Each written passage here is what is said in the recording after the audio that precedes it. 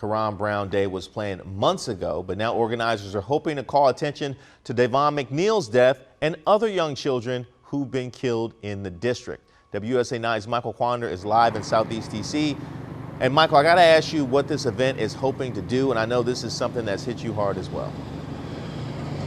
Yeah, of course, Reese. Look, this event, Karon Brown Day, is going to be held right here at Oxen Run Park on next Saturday. The goal is to give people who live in these neighborhoods a space to heal and also call for an end to the violence and the killing of our children in these neighborhoods. Micaiah Wilson. That's my daughter. Maurice Scott. You lose a friend for walking to the store. Karon Brown, and now Davon McNeil. This is another kid that's not out there causing problems. These are just some of the young people who have been shot and killed in the district over the past few years. There have been countless vigils, marches, and rallies calling for justice and for the deadly violence against our children to stop. There are no answers for this reality. This is Marshall Pollard, but most people know him as Mr. P and the executive director of a nonprofit called the Creative School. You see, he knew Karon Brown and says that learning of Davon McNeil's death was difficult. There was a personal trigger for me, just to keep it real with you, of reminding myself of what it was like to experience that death, that funeral, and the loss that the community is still reeling from.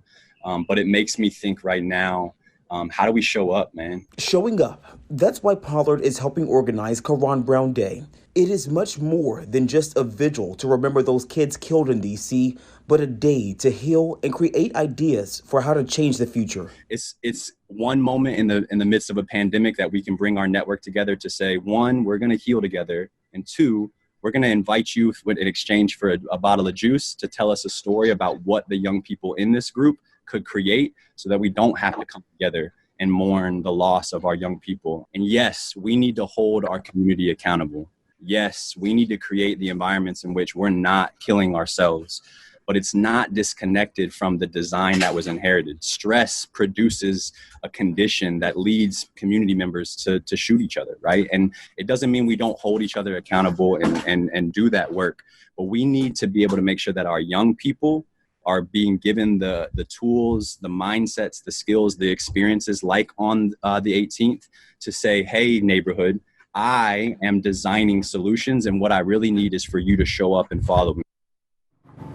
To show up and support, right? That's really what this is all about, creating those intergenerational connections, encouraging young people to have a voice in this fight, and breaking down some of those systemic problems that lead to gun violence in the first place.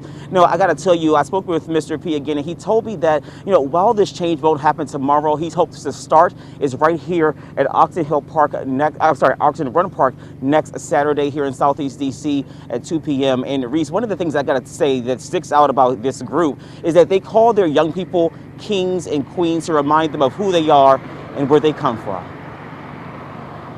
All right, thank you very much, Michael. The idea of honoring an 11-year-old who lost his life to gun violence and then having another 11-year-old who lost his life to gun violence so close to it speaks to the cyclical nature of this and the fact that we've been dealing with this for quite some time. So I'm happy that they're trying to hit kids young so that they grow up with a different mindset, and hopefully they can reach at least one or two or three of these young people and change their lives. Thank you very much, Michael. Important.